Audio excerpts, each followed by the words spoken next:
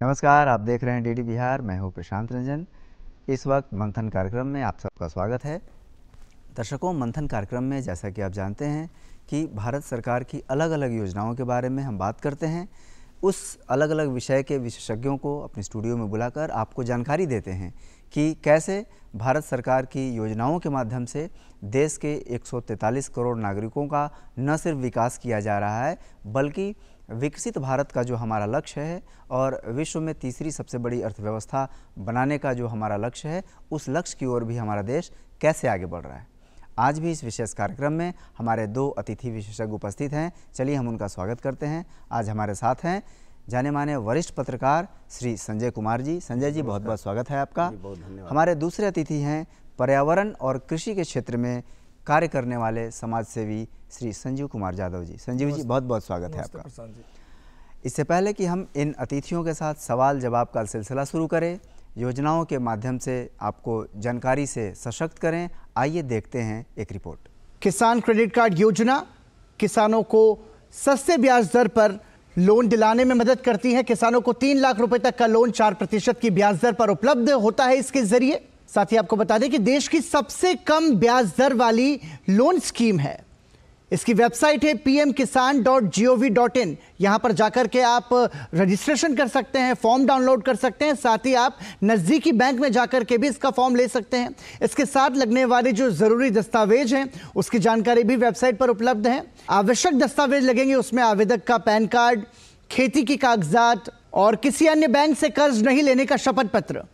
ये तमाम सारे ऐसे जरूरत के कागजात हैं। 9% ब्याज पर 3 लाख रुपए तक का लोन इसके जरिए लाभार्थी को मिलता है। सरकार ने ब्याज दर पर 2% की सब्सिडी भी दी है। सबसे पहले ब्याज का भुगतान करने पर 3% की सब्सिडी भी सरकार इसके जरिए उपलब्ध कराती है। तो कुल मिलाकर के सिर्फ 4% ब्याज देना होगा।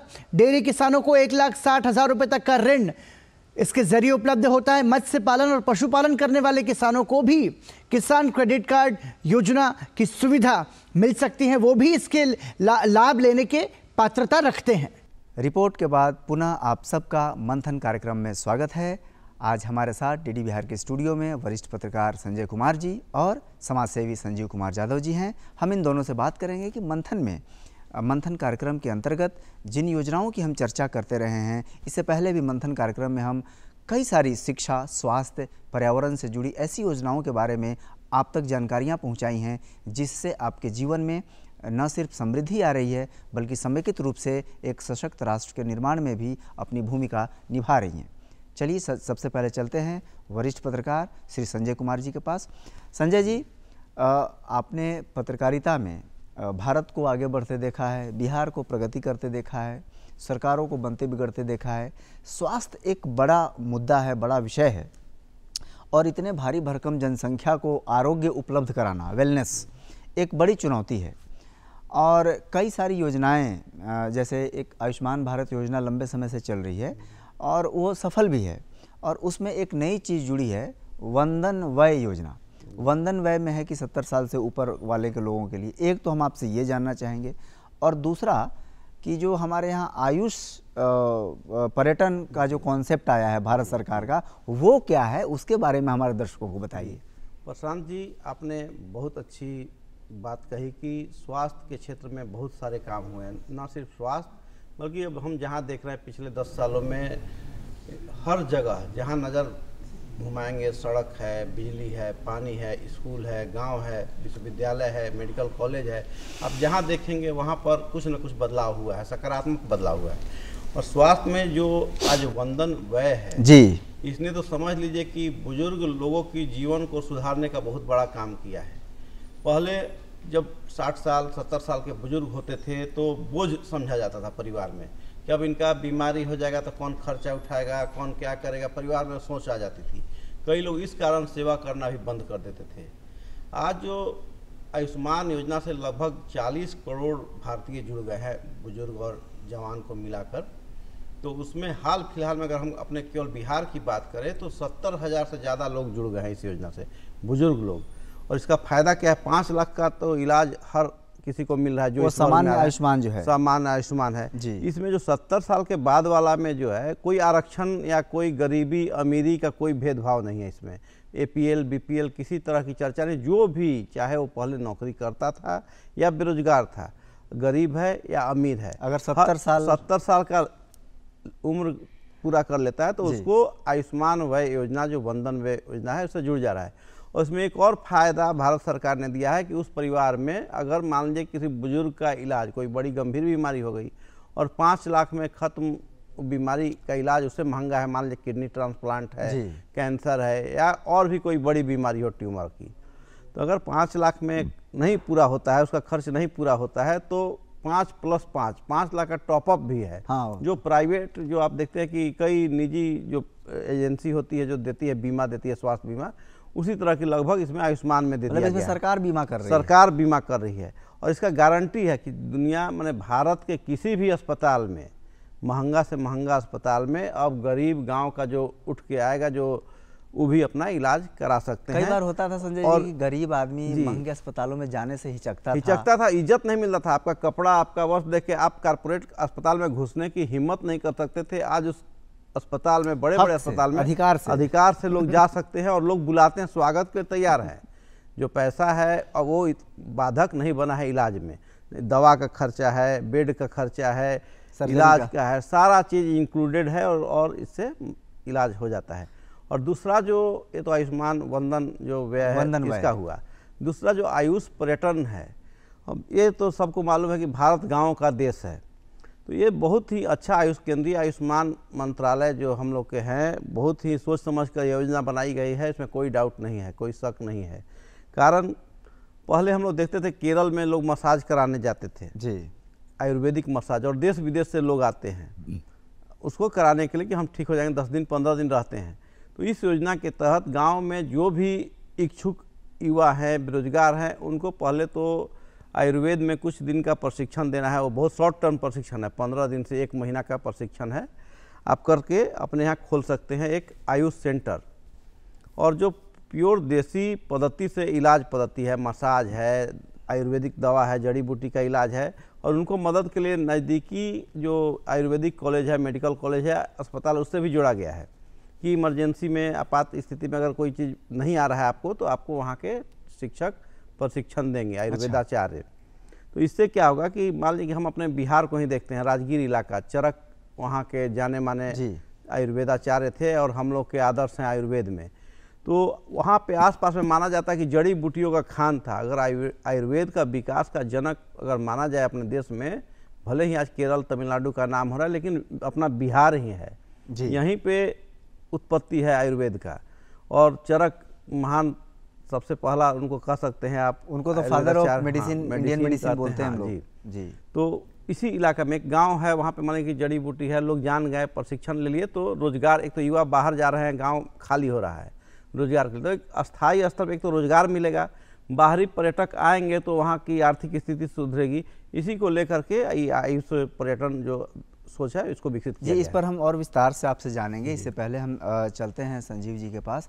संजीव जी, सामाजिक कार्यकर्ता हैं आप, और ख़ास करके हम लोगों ने, बल्कि संजय जी ने भी पत्रकार के रूप में आपके कार्यों को कई बार कवर किया है। पर्यावरण के क्षेत्र में और कृषि के क्षेत्र में आपका बड़ा काम है, और कृषि में किसानों के लिए प्रधानमंत्री नरेंद्र मोदी चिंता करते हैं, भारत सरकार चिंता करती है, ऐसी योजनाएं लाई हैं, प्रधानमंत्री सिंचाई योजना, कृषि उपकरण संबंधी योजनाएं।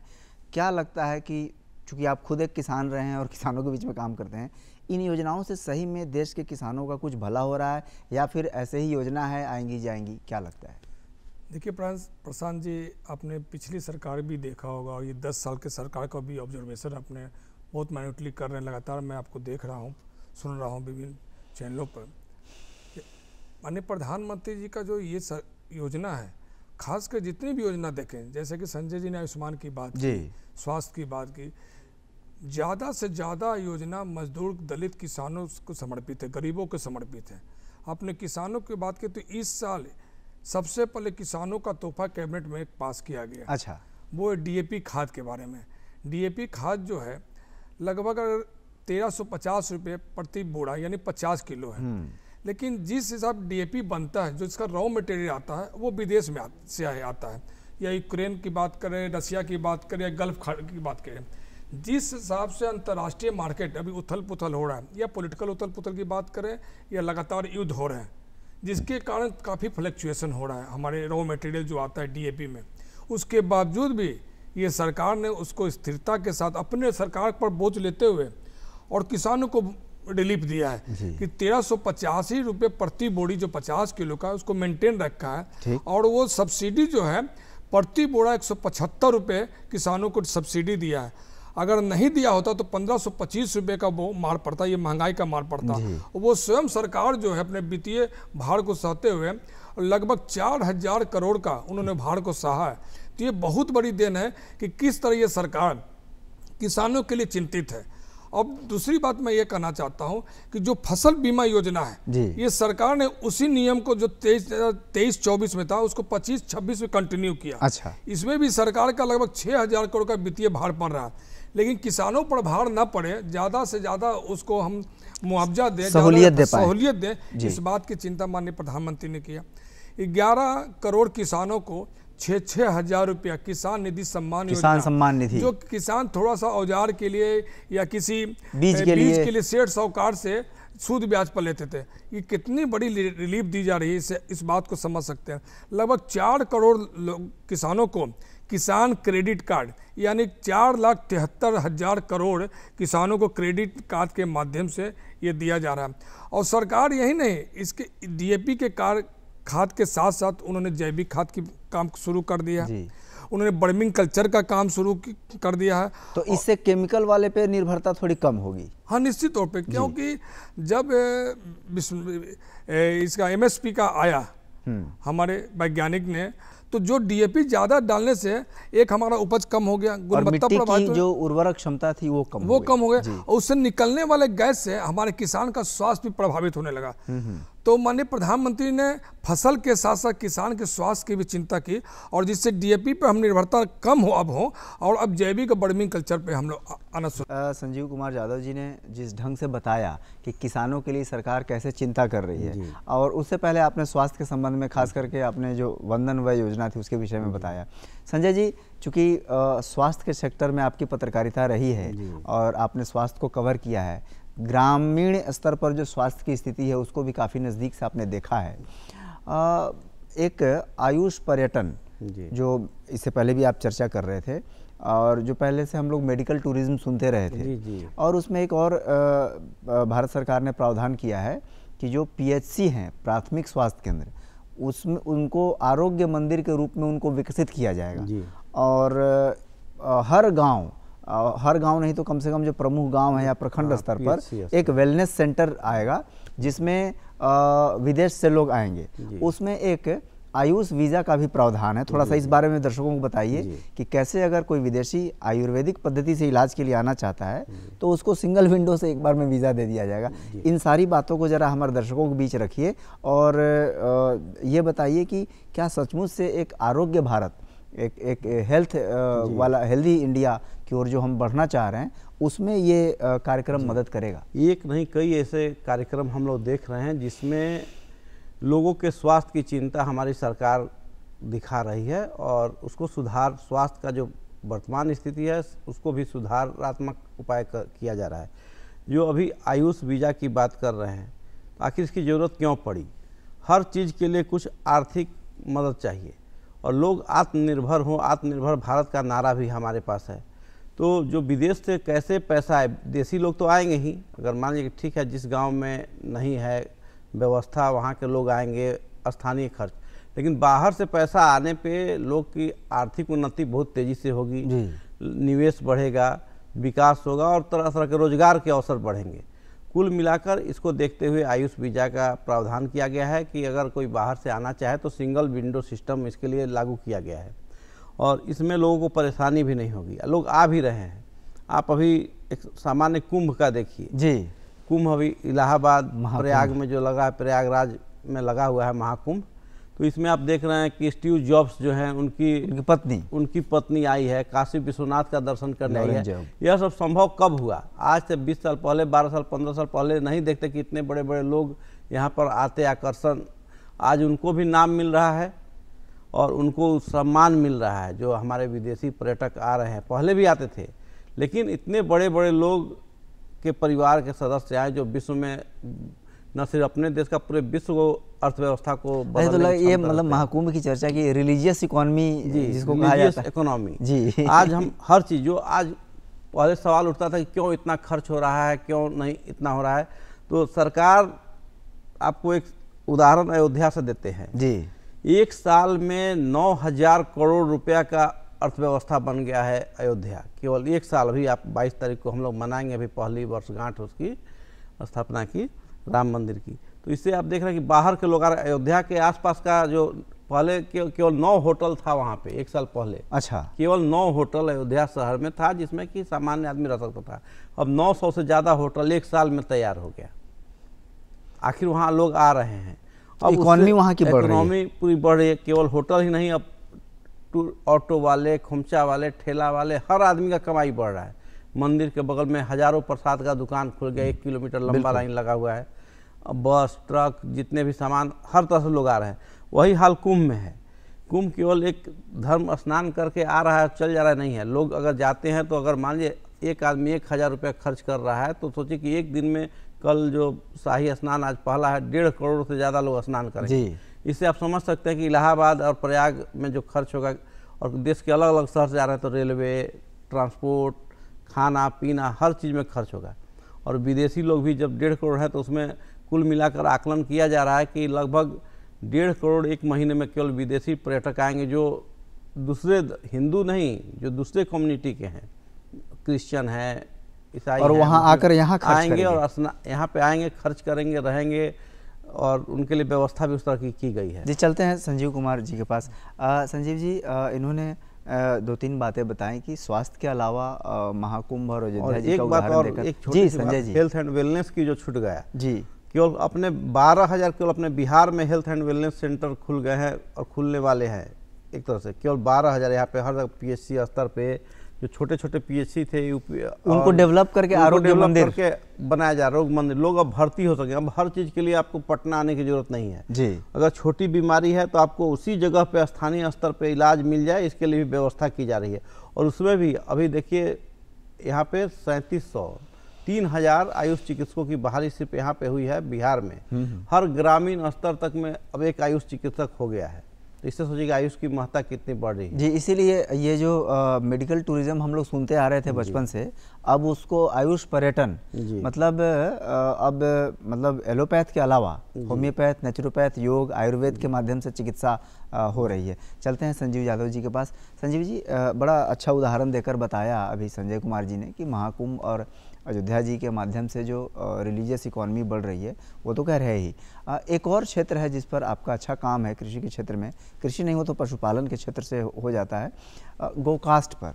और गोकास्ट मैं पूछूंगा, और इसके बहाने एक और प्रश्न मैं आपसे लेना चाहूँगा हमारे दर्शकों के लिए कि विश्वकर्मा योजना में जो स्थानीय लोगों को वहीं पर कौशल विकास करके कुछ आर्थिक सहायता मिल रही है, इससे गांव की जो अर्थव्यवस्था है वो समृद्ध हो रही है। माना जाता था कि अब गांव में कुछ नहीं है, सारे मतलब बिहार के सैकड़ों ऐसे गांव हैं जहां आपको सिर्फ या तो बुजुर्ग मिलेंगे या बच्चे या महिलाएं, नौजवान महानगरों में चल जाते थे मजदूरी करने के लिए। क्या लगता है कि विश्वकर्मा योजना से नौजवानों का पलायन जो बिहार के बाहर होता था उसमें रुकावट आएगी? और थोड़ा सा गोकास्ट के बारे में भी हम जानना चाहेंगे।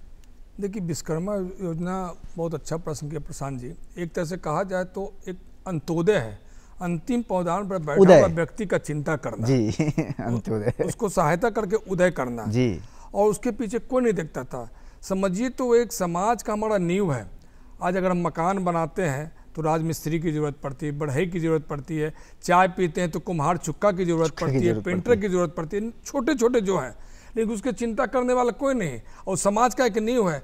लेकिन माननीय प्रधानमंत्री सभी को चिंता की है, क्योंकि वो संवेदनशील व्यक्ति है, क्योंकि वो गरीबी को देखा है, जिया है। उन्होंने देखा कि नहीं, जब तक हम इन जो कारपेंटर हैं, बढ़ई है, कुम्हार है, ऐसे लोग का उत्थान नहीं होगा, तब तक हमारा जीवन उत्थान नहीं हो सकता है। इस बात को देखते हुए उन्होंने विश्वकर्मा योजना के अंतर्गत लगभग 2-2 लाख का, जिनको औजार की कमी है, चाक की ज़रूरत है, पेचकस नहीं है, नट बोल्टू नहीं है, वेल्डिंग मशीन नहीं है, तो ऐसे 2.5 लाख लोगों को उन्होंने मात्र 3 महीना मतलब कि 3 वर्ष के अंदर 2-2 लाख रुपया दे के वित्तीय सहायता दे के, और किसी तरह कोई कोलेटरल नहीं, किसी तरह कोई मॉर्गेज तो नहीं। बड़ी राहत है, बहुत बड़ी राहत है। हाँ, मैं तो गांव से बिलोंग करता हूँ प्रशांत जी, मैं देखा हूँ कि ये योजना में, और जब उनसे कोई बात करने वाला नहीं होता था, तो विश्वकर्मा पूजा के समय जब ऐसे लोगों को 100 लोगों को मैं जब सम्मानित करता हूँ, अच्छा। इस योजना का लाभ से अवगत करवाता हूँ, इस योजना में बैंक को दिलवाता हूँ, तो उनके आंख भर आते हैं कि आज तक कोई पूछने वाला नहीं है। आज हमको बैंक वित्तीय सहायता भी दे रहा है और सिर उठा के अपना काम कर रहा है, और गमछित हमको सत्कार भी कर रहा है। तो ये बदलाव आया है जी, बिल्कुल ये सही बदलाव आया है। और विश्वकर्मा योजना से कल तक जो परंपरागत पेशे को छोड़ रहे थे, युवा मजदूरी करने जा रहे थे, उसमें संजीव जी ने सही बताया कि अब सम्मान के साथ बैंक से आर्थिक सहायता लेकर और अपना काम शुरू कर रहे हैं। और संजय जी ने भी बताया कि कैसे स्वास्थ्य के क्षेत्र में प्रखंड स्तर पर वेलनेस सेंटर को विकसित किए जा रहे हैं। इन योजनाओं के माध्यम से भारत प्रगति के पथ पर चल रहा है, और तभी 2047 में जब हम भारत की स्वतंत्रता की 100वीं वर्षगांठ मनाएंगे तो एक विकसित भारत में हम जी रहे होंगे। इस उम्मीद के साथ इन योजनाओं का क्रियान्वयन किया जा रहा है। इतनी शानदार परिचर्चा को हम आगे भी जारी रखना चाहते थे, लेकिन हमारे पास समय की सीमा है। आइए हम अपने अतिथियों का धन्यवाद करते हैं। संजीव कुमार यादव जी, आपका बहुत बहुत धन्यवाद। संजय जी, आपका भी डीडी बिहार के स्टूडियो में आने के लिए बहुत बहुत धन्यवाद। आज के मंथन कार्यक्रम में इतना ही, लेकिन डीडी बिहार पे अन्य कार्यक्रमों का सिलसिला अनवरत जारी रहेगा, तो देखते रहिए डीडी बिहार। नमस्कार।